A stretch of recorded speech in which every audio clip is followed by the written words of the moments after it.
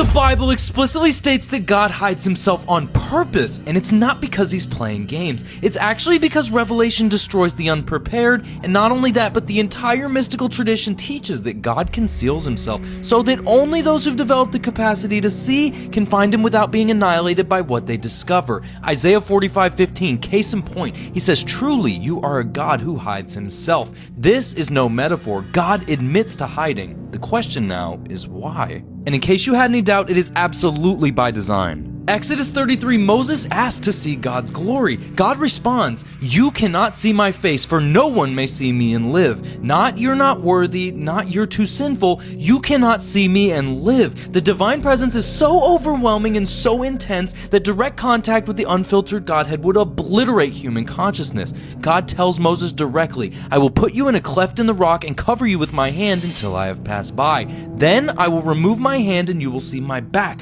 but my face must not be seen." Even Moses, the most advanced initiate in the Old Testament, only gets a partial, filtered glimpse because God literally shields him. Full exposure would be entirely fatal. And the veil itself is a protective mechanism. In Kabbalah, this is called divine contraction. Before creation, God was infinite, undifferentiated, and absolute. Nothing else could exist because God was everything. So, what does he do? Well, God contracts, withdraws, and creates space. He hides himself behind veils, layer after layer after layer of separation between the infinite divine and finite creation. But these veils, they're not obstacles. They are protection. They're actually what allow creation to exist without being instantly consumed back into the source. The Sephiroth on the Tree of Life are veils.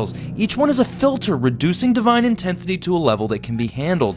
Keter is the first veil. It's still too bright for most. Malkuth being the final veil of physical reality, where God is so hidden and so filtered that you can exist without spontaneous ego death. Seeking is quite literally the point. Proverbs 25:2 says, "It is the glory of God to conceal a matter. To search out a matter is the glory of kings." God conceals deliberately, and the glory of humanity, or the kings, is to search. The hiding isn't punishment, it's initiation. You are supposed to seek. The seeking is what develops you. If God were obvious and appeared in the sky, undeniable and overwhelming, there would be no choice. You would be forced to acknowledge him. No growth, no development, and no transformation. You'd just be a slave to the obvious. But by hiding, God creates the possibility of genuine seeking. You have to develop spiritual perception. You have to purify consciousness. And you have to do the inner work to see what's always been there but hidden from untrained eyes. And there's a huge mystical meaning behind all this that most people just miss. Meister Eckhart, the Christian mystic, says, "God is at home. It is we who have gone out for a walk."